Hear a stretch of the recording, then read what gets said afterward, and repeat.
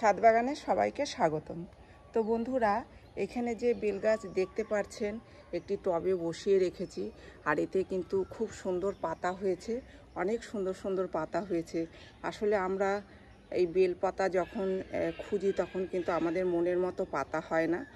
তো এরকম যদি আমরা একটি বেল গাছ বাড়িতে যদি বসাই, একটা ছোট টবেও যদি আমরা বসাই, তাহলেও কিন্তু সুন্দর আমরা এই বেল গাছ থেকে পাতা পেতে পারি। কারণ এই বেল পাতা কিন্তু আমাদের কাজে লাগে, পুজোর কাজে লাগে, সবার বাড়িতেই কিন্তু বেল পাতার প্রয়োজন হয়। তো যখনই আমাদের প্রয়োজন হবে তখনই কিন্তু আমরা এরকম টব থেকে নতুন নতুন বেল পাতা তুলে নিয়ে যেতে পারি। তো অনেকেরই ধারণা থাকে যে বেল গাছে যদি ফুল ফল না আসে তো সেই পাতা পুজোর কাজে লাগে না। তো আমি বলবো যে একটি কলমের গাছ লাগাবেন, তাহলেই দেখবেন ফুল ফল 1 বছরের মধ্যেই আসছে।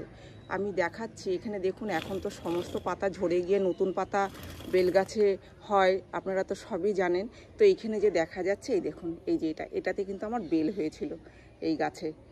তো এই গাছে বেল হয়েছিল, সেই বেল পেকে পড়ে গেছে নিজে থেকেই।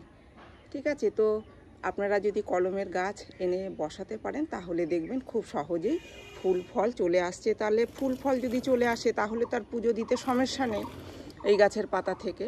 তো এবার বলবো যে এই গাছের পরিচর্যা আমরা কিভাবে করব। সেরকম কোনো কিছু কিন্তু পরিচর্যা করার দরকার পড়ে না, শুধু একবার এনে গাছ বসান। তবে মাটিটা একটু ভালোভাবে তৈরি করতে হবে। ভালোভাবে বলতে দেখুন, 4 ভাগ মাটি দিয়েছি আমি এই টবে। তো 4 ভাগ মাটির সাথে 1 ভাগ দিয়েছি জৈব সার, আর অর্ধেক ভাগ দিয়েছি বালি।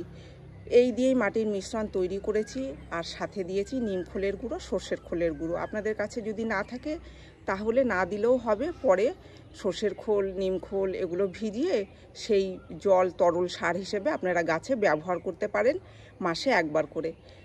আবার কখনো কলার খোসা ভিজিয়ে জল দিতে পারেন, গোবরের সার ভিজিয়ে জল দিতে পারেন। দেখুন এখন যে নতুন নতুন পাতা ছাড়ছে, তো অনেক আমাদের যদি পাতার প্রয়োজন হয় তাহলে আমরা কি করব, গোবরের সার ভিজিয়ে জল দেবো। তো এই মাটিতে আমি কিছু গোবরের সার ভিজিয়ে জল দিয়ে দিয়েছি। তো আর সেই কারণেই কিন্তু এরকম ছোট গাছেও ভর্তি হয়ে পাতা বের হচ্ছে, আরও পাতা বের হবে। এদিকে কচি কচি এই যে দেখা যাচ্ছে একদম কচি কচি সব বের হচ্ছে। তো এগুলো কিন্তু সমস্ত পাতা তৈরি হয়ে যাবে, বের হয়ে অনেক ঝাঁক হবে এই গাছের বয়স 2 বছরেরও বেশি আমার কাছে যে রয়েছে। আর জল দেবেন, যখন দেখবেন প্রয়োজন হচ্ছে জলের তখনই জল দেবেন, মাটি শুকিয়ে আসলে জল দেবেন। রোদ্দুরে রাখতে হবে, তবে দুপুরের কড়া রোদ্দুর জানেনই তো যে আমাদের ছোট টবে সব গাছেরই অসুবিধা হয়। দুপুরের কড়া রোদ্দুর থেকে শুধু বাঁচিয়ে রাখবেন গরমকালে। শীতকালে কোনো ব্যাপার নয়, শীতকালে তো পাতা ঝরতেই থাকে। তো সেই সময় কোনো খাবার দেবেন না, কারণ যেহেতু গাছ গ্রো করে না সেই সময় কিন্তু খাবার দেওয়া যাবে না। খাবার দিলে কিন্তু গাছে ফাঙ্গাস লেগে নষ্ট হয়ে যেতে পারে। তো শীতকালটা বাদ দিয়ে আপনারা সবসময় খাবার দিতে পারবেন।